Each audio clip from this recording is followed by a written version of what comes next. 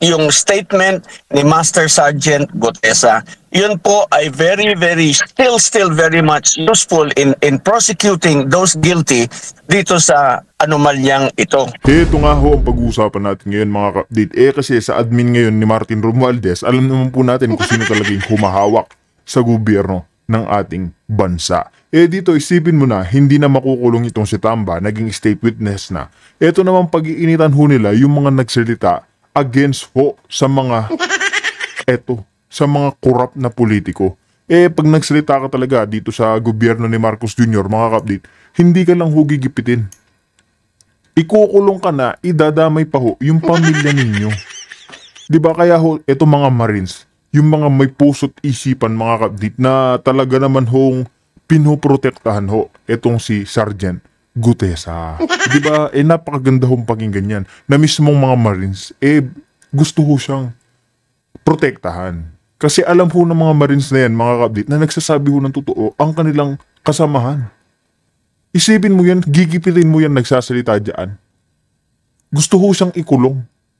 Hindi lang ho siya pati nga ho si Kong Dante Marcoleta gusto ho nilang kasuhan. Paano hindi manggigigil yung taong bayan, mauuna pang makulong yung mga witness kesa sa mga nagnanakaw. Yung mga nagnanakaw, safe na.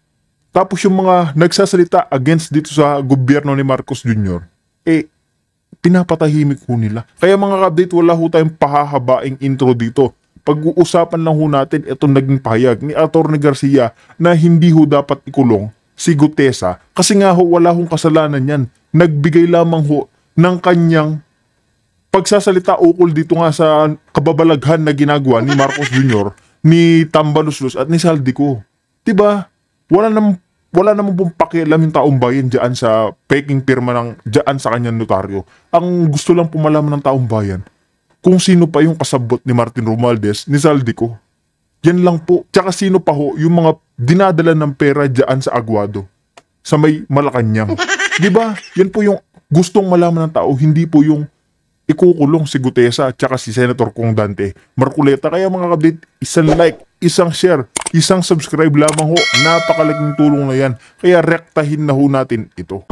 Na kung saan kinumpirma po ng Manila Regional Trial Court na peke po yung isinumiteng sworn statement ni Orly Gutesa, yung surprise witness na ipinakilala ni Senator Rodante Marcoleta sa kasagsagan po ng flood control probe ng Senate Blue Ribbon Committee. At batay nga sa ulat ng NBI na isinumite sa Manila RTC, natukoy na ang lagda ni Attorney Petty Rose Espera sa nasabing dokumento ay hindi tumutugma sa kanyang orihinal na pirma. Ano po muna ang inyong reaksyon po dito? Una muna, nakakagulat na yung testigo, yung gustong tumulong na malaman natin yung katotohanan, ang nagkaroon ng kaso agad. Samantalang yung mga talagang hinahanap natin na may sala, sinasabi pang walang kasalanan. Now, yung mga ganitong pangyayari, to me, is censure. It is a threat para ma-intimidate yung mga who are similarly minded, who wants to help. Di ba? Mai-intimidate nga naman ho yung mga gusto pang maging witness o magsalita sa mga kababalaghang ginagawa ni Tambaluslos at ni Marcos Jr. Kasi nga mga kabdit, isipin mo, isa ka ng Marine. Nagsilbi ka kay Tambaluslos, naghatid ka ng pera, bilyon-bilyon, konektado na ho yan Nilalahad niya na ho si Tambaluslos, si Saldico. Di ba sinabi niya na ho yan? Pero ano pong ginagawa nila? Ginigipit ho nila. Gusto ho nilang kasuhan, sampahan ng kaso at makulong sa bilangguan ng habang buhay. Yan po yung plano ho nila. Para nga naman po mapatahimik si Gutesa. Siyempre, yung mga gusto pa ho magsalita dyan, matatakot na ho. Isipin mo, mismong Marine na yung nagsalita dyan. Naglakas loob na lang, isugal niya yung buhay niya, pati yung buhay ng kanyang pamilya, para lang pumatuntun, para po malaman ng taong bayan kung sino yung mga nanggigipit na politiko dito sa ating bansa. Pero anong gagawin nila? Wala ho. Kumbaga, pagtatakpan lang ho nila etong si Tambaluslos. Kasi nga nakita nyo naman ho, si Saldico na pangalanan, okay. ginagawan daw ho ng paraan. Pero si Tambalus, sa pangalanan ho yan. Anong nangyayari? Wala ho. Magiging star witness, state witness pa. O ano po mangyayari sa ating bansa, mga kapatid? Tanong ko lang ho sa inyo. Hanggat sila ho'y namumuno dyan, pababagsak ho ng pabagsak ang ating bansa, ang Pilipinas. Yan lang ho'y malaking katotohanan dyan. Hanggat sila ho'y nakalukulok, wala hong mangyaring maganda dito sa ating bayan. Yung dolyar tumataas. Hindi mo po porkit tumataas yung dolyar, napakaganda na ho niyan ng ibig sabihin niyan. Ibig sabihin ho niyan, mga kapatid, yung bilihin natin yan, lalo hong tataas. Lalo hong tataas yung mga bilihin. Diba? Wala ho, pabagsak ho yung ating ekonomiya. Kaya, yung panggigipit nila kay Master Sergeant Gutesa, isa na hong malaking threat sa mga iba pang witness. In the search for truth dito sa napaka malawakang garapalang nakawan na ito ng ating mga matataas na opisyal sa ating pamahalaan. Opo. Pero magkakaroon pa rin ho ba ng saysay yung kanyang naging salaysay doon sa Senate Blue Ribbon Committee sa kabila ng mga ganito pong mga issue tungkol sa kanyang notarized statement? Opo. Mahalaga pa rin po at hindi po nabawasan ng kahit na isang hibla ng katotohanan yung kanyang inilahad sa Senado dahil yun po ang kanyang statement. Ganito po gusto kong maging para maliwanagan sa ating mga kababayan. Sinabi forgery. Okay, so alin ba ang forged? Alin ba ang hindi totoo? Yung bang sinabi ni Master Sergeant Gutesa o yung signature ng notary? Ang pino-point out yata is peke yung pirma ng notaryo. Ngayon, ganito yon. Kung halimbawa ako ay susumpa, humarap ako sa isang tao na nandun sa opisina ng notaryo at ang aking paniwala, ang nasa harapan ko ay yung notaryo, yung abogado who is authorized to administer oath and in front of him or her, I swore na yung aking salaysay na isinulat ay aking kusang loob na ginawa at puro katotohanan lamang, hindi po apektado yon yung aking statement. Hindi rin po nangangahulugan na baliwala na dahil sa aking pong paniwala, yung taong kaharap ko authorized to administer oath. Ngayon, kung later it was found out na hindi pala siya yung notaryo, hindi po ako ang may diferensya. Hindi po yung sinabi ko ang may diferensya. Sila po ang may diferensya. Sila po ang dapat na managot, hindi ako. Yun. Saka, napakabilis naman po yata na meron na agad hatol, meron na agad findings. Paano? Halimbawa po, hindi po ako naniniwala na merong tapos-tapos na findings yung NBI dahil yung acting director hindi niya raw alam kung ano na ang naging katapusan nung investigasyon tungkol diyan sa pirma na yan. Kasi alam niyo yung forgery, hindi yan pwedeng i-presume. You cannot presume forgery.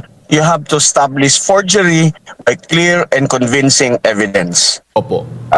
Kailangan meron kang handwriting expert. Meron kang subject na signature, i-compare mo doon sa other signatures that is kumbaga ito yung tunay. So iko-compare mo ngayon mga 10 yun, no? Hindi pwedeng isa, dalawa lang. O kumparahin mo yung pag-aaralan ng handwriting expert yon para malaman nila kung yung strokes doon, yung gano'n. Yung ba talaga yung pirma niya? Okay? Ngayon, kung sinasabi niyang fake yung pirma na yon, I'm curious na naikumpara ba nila doon sa dokumento na pinresenta ni Attorney Mac na kasi kaparehas ng pirma doon sa dokumentong hawak ni Attorney Mac, yung pirma doon sa salaysay ni Master Sergeant Gutesa. Opo. Pero whether may na notaryo ba itong kanyang affidavit, attorney, pwede rin kahit hindi mo ipanotaryo that time bago ka pumunta sa Senado, magkakaroon pa rin ng saysay, yung ngayong salaysay kahit pa hindi notarized. Pwede bang ganun, attorney? Tama po, dahil ganito po yun meron kang salaysay, pumunta ka sa Senado. Pagdating mo sa Senado, pinasumpa ka. Eh di wala nang problema dun sa whether or not yung notary fake, because sumumpa ka na sa Senado at sinabi mong ito ang statement ko, ako ang gumawa nito, lahat ng laman nito ay katotohanan at puro katotohanan lamang. I affirm all the contents of this document. Cured na po yun. Ngayon, kung sinasabing forge yung document, yung signature, edi ipanotaryo niya na lang po ulit. Ganito po yun Kailangan mga kababayan, malinawan ninyo, hindi po peke yung statement ni Master Sergeant Gutesa. Yun po ay still very much useful in prosecuting those guilty dito sa anomalyang ito. Hindi po yan nabawasan ng kahit kapirasong hibla ng katotohanan dahil yan po ang kanyang salaysay. Ngayon, kung sasabihin pong forge, sasabihin na mayroong nameke, sino ang nameke? Hindi naman siguro pwede nating sabihin na ang nameke niyan si Master Sergeant Gutesa. Kung si Master Sergeant Gutesa ang nameke niyan, saan niya kinuha? Sa bulsa ng Diyos niya kinuha yung mga data doon sa notaryo. Yung document number, yung book number, yung page number, yung series. Hindi ba may nakalagay diyan pagka nagnotaryo ka? May numero po yung dokumento na yan. Yan ba nandun sa notarial register? Yan. Opo. Kasi kung yan nandun sa notarial register, di talaga namang nagpunta siya doon at talaga naman daw na nagpunta siya doon. O di ba mga ka-update, malinaw ho na nagpunta talaga si Master Sergeant Gutesa doon sa opisina ng mga hinayupak na yan. Ginagawan lang ko nilang paraan para talaga mapabagsak etong mga witness ni Kong Dante Marcoleta, kasi nga ho ayaw ho nilang may nagsasalita dyan against kay Marcos Jr. at lalong-lalo na sa kanyang paboritong pinsan na si Martin Romualdez. Kaya mga ka-update, ang ginagawa ho nila, ginigipit na ho nila. Ngayon syempre, protektado ho ng Marines itong si Master Sergeant Gutesa, kailangan pa rin niya ho magtago. Alam niyo po ba kung bakit? Oras na ho malaman, matuntun ho siya. Ikukulong ho yan o kaya alam niyo na ho, patatahimikin nila. Yan po, ganyan po katindi. Manggipit ang admin ngayon. Lahat po nagsasalita patungkol dito sa gobyerno ni BBM. Wala ho, pinapatahimik or kinukulong. Ganyan ho yung ginagawa nila. Wala ho tayong freedom of speech. Yan po yung malaking katotohanan dyan. Diba? Hindi na ho tayo. Wala na mga ka-update Parang nasa under dictatorship na ho tayo. Hindi ka ho pwede magsalita against sa kanila. Kahit na nagsasabi ka ng katotohanan. Dahil ngayon mga kabit, makapangyarihan na ho sila. Pwede ho lang gawin lahat ng gusto nila. Lalo na normal na Pilipino ka lang. Hindi ka kasing kapangyarihan nila. O samantala pala ito mga kabit, singit na rin natin ito, si Mang Chavit, no? Makapangyarihan na ho yan pero ginigipit pa siya. Imbis na nga kasuhan yung mga nagnanakaw, nauna pa nga ho daw siya. Diba? Ganyan po yung nagagawa ng admin ni Marcos Jr. at ni Martin Romualdez. Kaya ho nilang patahimikin, ipakulong yung mga totoong nagsasabi. Pero yung mga kapwa ho nilang mga korap, wala ho, tahimik sila dyan. Sa harapan nung at tumumpa siya. Kung sino man yung sinumpaan niya, hindi niya kasalanan yon. Pero madalas ba, attorney, kapag nagpapanotaryo ka, andun talaga po ba yung abogado o yung kanyang secretary lamang ang kanyang inaatasan para gumawa ng pagnonotaryo doon sa mga dokumento kung ano man kung sino man sa ating mga kababayan, kahit sino man, hindi lamang si Gutesa, kundi kung sino man ang pupunta doon, kapag nagnonotaryo po sila, hindi ho ba may mga secretary ang inaatasan lamang na mga mismong abogado para gawin yon? Alam po ninyo, ang requirement ng batas is for the notary to be present. Talagang siya yung kaharap sa nagpapanotaryo, nagpapa-authenticate ng kanyang document. Hindi po uubra na sekretary niya. Ground for disbarment po yan pagka ginawa mo yan.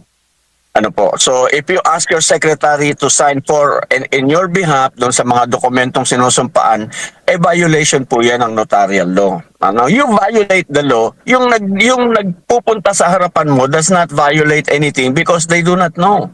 Hindi nila alam na ikaw 'yan. Na hindi ikaw 'yan. Yung hindi ikaw yung notaryo. Wala silang pakialam doon eh. Basta pumunta ako dito para magpanotaryo para sumpaan ko ang aking salaysay, hindi ko alam kung ikaw o hindi ikaw yung nandyan sa harapan ko. Hindi naman kita kilala eh. Pumunta lang ako sa opisina mo and your office purports to be that your office and the person in front of me purports to be you. Wala akong kasalanan doon. Opo. May mga pahayag si Congressman Defensor kasi siya yung sa mga panayam niya na monitor po natin na kasi si dating Congressman Defensor yung nilapitan itong si Orly Gutesa una para doon sa kanyang magiging salaysay nga dito sa Senate Blue Ribbon Committee laban kay dating Speaker Martin Romualdez at Quezaldi Co. Ang sinasabi, yung dokumento, yung salaysay mismo, yung affidavit mismo ni Orly Gutesa, yung perma mismo ng mismong attorney na binabanggit po dyan, kung ikukumpara mo doon sa mga dokumento naman na pinanotarize doon sa lugar na yan, parehong-pareho. Halimbawa na lamang, nabanggit niya doon sa naging panayam, yung kay Attorney Makalintal, yung kaso naman tungkol sa BSKE, na dokumento, may din doon yung attorney na binabanggit po doon sa salaysay ni Orly Gutesa, same din yung perma at saka yung stamp marka at marami pang iba na kinumpara niya yung perma. Kaya ang nakakagulat, attorney, bakit ganito na lang kasimple o ganito yung nagiging reasoning ng mismong notary office doon sa affidavit ni Orly Gutesa? Alam mo, yung abogadong yon, pasensya na, I apologize for saying this, no? Stupid siya eh.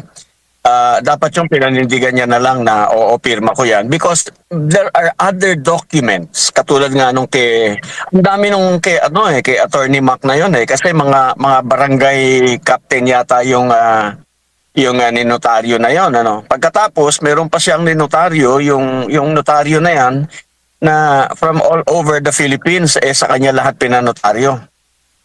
Ang dami nun. At saka, well, sa bagay, baka doon siya nakatira sa opisina niya, kaya kahit hating gabi, pwede siyang magnotaryo at yun lang talaga ang ginagawa niya sa buong buhay niya. Yun yung sinasabi ko kanina na kinumpara, kung sasabihin ng handwriting expert na ito ay forgery, kailangan meron siyang standard at meron siyang other signatures na pagkokomparahan. Okay, yung forged document, yun yung ilalagay mo na standard. Ikukumpara mo dun sa 10 pirma na genuine. At titignan mo ngayon yung mga strokes and all, minamagnify yan eh. So doon mo malalaman kung forged o hindi. Pero kung halimbawa, katulad ng kasong ito, yung kay Attorney Mac at saka yung kay Gutesa, pareho yung pirma, nakita ko yun eh. Parehong-pareho. Nakita po ninyo mismo? Hindi kasalanan. Tsaka kailangan linawin natin. Hindi po si Gutesa ang nameke, hindi po si Gutesa ang nag-forge. I don't know if the judge said that. If he did, nako, hindi tama yun. Because ang forgery po, yung pirma ng notaryo, hindi yung pirma ni Gutesa. At hindi rin po peke yung mga sinabi ni Gutesa doon sa kanyang salaysay. Opo. Pero ang malinaw dito, hindi po magiging maapektuhan yung credibility ni Gutesa bilang isang resource person. Testigo nga ng Senate Blue Ribbon Committee sa investigasyon nila kaugnay dito sa flood control anomaly sa kanyang naging salaysay nga sa buong investigasyon nito patungkol nga dito sa anomalya ng mga flood control. Hindi po. Yung visa nung kanyang salaysay ay still 100% valid. Ganito po kasi yun eh. Bakit nila dinidiscredit yung statement ni Gutesa? Una muna, I see it as censure. I see it as a threat. Kayong mga gustong maglahad, ganito rin ang abutin ninyo pagka kayo ay nag-volunteer ng inyong statement para palakasin ang kaso laban sa mga magnanakaw na congressman at senador. I see it that way. Kaya this is a warning. Kumbaga, pangit ito napakapangit nito. Yung testigo ang unang-unang nagkaroon ng kaso kaysa yung mga may sala. Now, the effect of the statement of Gutesa is yung so far kasi yung mga statement ng mga taga DPWH nila Alcantara, nila Hernandez, yung mga naglahad, so far pwede mo pang masabi na yung legal doctrine na inter alia acta, yung statement ko, I cannot prejudice others by my statement unless meron akong ibang ebidensya to support my statement para ma-implicate ko yung mga ibang tao. For example, sinabi ni Hernandez o ni halimbawa lang ay hindi ko na monitor yung complete statement nila. Sinabi niya na nagbigay po ako ng pera kay dating speaker Romualdez ng ilang milyon. Nagbigay din po ako kay dating Congressman Saldico ng ilang milyon. Pinadeliver po yan ganito ganyan. Okay? Statement niya yun. Admission niya yun na siya may ginawang krimen at siya nagbigay ng pera. So far siya yung may kasalanan. Pero yung statement ni Gutesa will back him up na nagkakaroon ng bigayan ng pera doon sa flood control project. So naaalis doon sa prinsipyo ng res inter alia acta, nagiging nasusuportahan ngayon yung statement ng mga iba para ma-establish nila yung guilt ng mga may kasalanan. So that is the reason why they are trying to discredit the statement of Master Sergeant Gutesa. Pero maniwala po kayo sa akin, hindi po nabawasan ng bisa kahit kapirasong hibla ang salaysay ni Master Sergeant Gutesa. Lalong-lalo na po pag nagsalita pa yung mga kasamahan ni Master Sergeant Gutesa. Hindi lang naman po siya ang magsasalita Magsasalita rin po yung mga kasamahan niya na nag-deliver. Lalo pong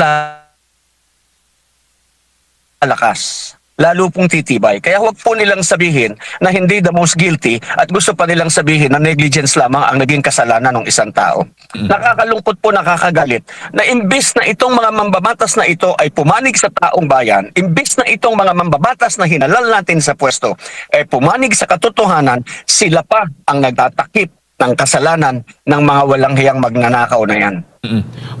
Attorney, may pananagutan ba isang senador na nagpresenta ng testigong may sinasabi na nga, peke daw dokumento kahit pa siya mismo ay maaring hindi nakakaalam doon na sa mga dokumento na pineke, parang ganon? Wala po. Alam mo, bago ka ma-sentensya na ikaw ay nagkaroon ng kasalanan, kailangan ma-establish beyond reasonable doubt yung kasalanan mo. Ano naman ang kasalanan niya? Siya nga ang halimbawa katulad ng kaso ni Senator Marcoleta nung time na yon, no. Inilapit sa kanya, siya ang chairman ng Blue Ribbon Committee. Di lahat ng testigo, pakinggan natin because it is important in our search for truth. Anong kasalanan niya ron? Kahit sabihin na natin na ang lumabas doon sinungaling pala. Assuming, no, hindi ko sinasabi si Gutesa. Halimbawa, a certain Juan de la Cruz pumunta doon para to discredit the proceedings, to discredit everything that they have established para lamang magalit, para lamang maapektuhan nila yung kaso na binibuild up ni Senator Marcoleta. Wala pa rin po siyang kasalanan dahil wala naman siyang kinalaman doon sa ginawa nung kasinungalingan nung kung whoever that witness is going to be, no? Wala po yun. At bago ko lang ipasa kay Part Admar, pagdating po doon sa mga nagnonotaryo, sa tingin mo, attorney, dapat ding silipin o imbestigahan ang mga nagiging proseso at sistema? Baka may nagpa-practice o merong gumagawa na sekretary lamang ang kanilang o mga any representative lamang nila ang kanilang inaatasan na mga abogado para gumawa ng pagnotaryo. Kasi ginagawa, stamp lang, may minamarka lang, tapos yun, parang pino-forge lamang yung perma. At minsan, kaya nga, hahantong sa ganito pong sitwasyon, sa kaso ni Orly Gutesa, na siya na yung iipit dahil nga pineke umano itong itong perma ng isang abogado. Yun po yung punto ko noon nung ako merong post na ako hindi ko alam ganun parang galit yung dating ko Actually ine-emphasize ko lang na nagtataka ako na in the deliberation sa Senado, in aid of legislation yan Meron ka nasagasaan na meron palang ganitong nangyayari. Na meron pala notaryo na hindi humaharap, di dapat yung notarial law ang kanilang tinutukan, hindi yung testimonya ng witness. Kasi ang lumalabas ngayon, pinapahina nila, minamind conditioning nila ang mga tao na walang saysay ang statement ni Master Sergeant Gutesa na yan ay forgery. Lumalabas, ang dating sa tao, hindi pala totoo yung sinabi ni Gutesa. Iyon. Hindi po. Yung kailangan ang tutukan nila, notarial law, hindi yung, kung meron diferensya, kasi yun po yung kaya merong investigasyon doon para malaman nila ano bang batas ang lilimbagin natin. Kung meron lang silang nililimbag na, para mapagtibay nila na itong witness na to nag-testify ng ganito. At ganito nga ang nangyari. Ayan nga ho mga ka-update, na totoo po yan. Namin na mind conditioning nila yung mga Pilipino, yung mga nakikinig sa balita, lalo na yung mga matatanda, pinapakita ho dyan sa mga media outlets, mga ka-update, na hindi ho nagsasabi ng totoo si Orly Gutesa. Yan po yung pinapakita ng media. Ang katotohanan naman ho niyan, mga ka-update, magsasalita ba ho ng ganyan yan? Kung alam niyang ikapapahamak niya. Yun po yung malaking katanungan sa inyo mga ka-update. Kaya magkomento po kayo sa ating comment section para naman po malaman ho natin, mapag-usapan kung ano ang inyong opinion. Kung totoo nga ba nagsasalita si Master Sergeant Gutesa o hindi. Kasi mga ka-update, isinusugal niya ho ang kanyang sariling buhay, pati ho ang kanyang pamilya. Hindi niya ho papangalanan niya si Tambaluslos at si Saldico kung alam niyang hindi mananagot yung mga yan. Diba? Nagbigay na ho ng kanyang pananalita ng panunumpa, kulang pa yun. Gagawin na, binabaliktad na ho siya. Kaya mga ka-update, dito na ho natin tatapusin ang ating reaction video.